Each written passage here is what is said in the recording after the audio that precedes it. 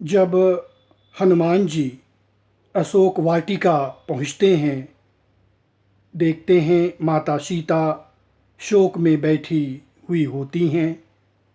उचित समय देखकर हनुमान जी अपना परिचय देते हैं और कहते हैं, अगर आपकी आज्ञा हो तो मैं आपको अपनी पीठ पर बैठाकर ले जा सकता हूँ, कोई मुझे रोक नहीं सकता है। तब माता सीता कहती हैं, बिना पति की आज्ञा के मैं नहीं जा सकती हूँ पुत्र। दूसरी बात यह है कि इसका श्रेय उनके पति को ही मिले। इस तरह से माता सीता कहती हैं। हनुमान जी फल खाते हैं और पेड़ पौधों को नष्ट कर देते हैं। तब रावण का पुत्र अक्षय आता है और उन पर प्रहार करता है।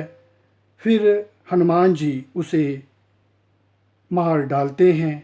फिर मेघनाद आता है और उन्हें पराजित करने के लिए युद्ध करता है। अंत में उसे ब्रह्मास्त्र चलाना पड़ता है।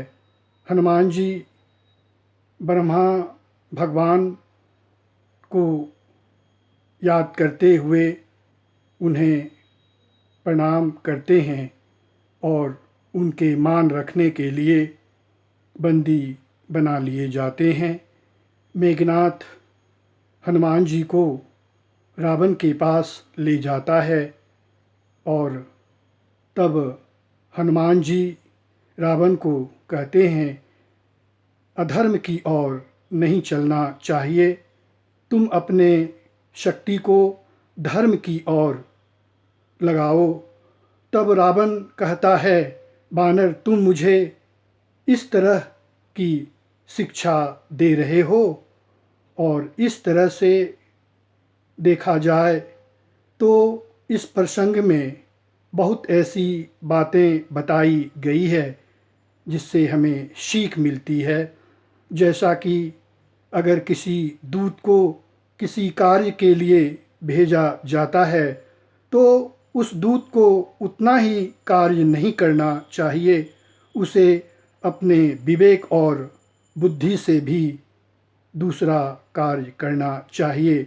जैसा कि हनुमान जी को भेजा गया सीता जी के बारे में पता लगाने के लिए, लेकिन हनुमान जी ने सिर्फ सीता जी का पता नहीं लगाया, बल्कि उन्होंने पता लगाया कि वहाँ के सैनिकों में कितना बल है। और अंत में हनुमान जी लंका को जला देते हैं।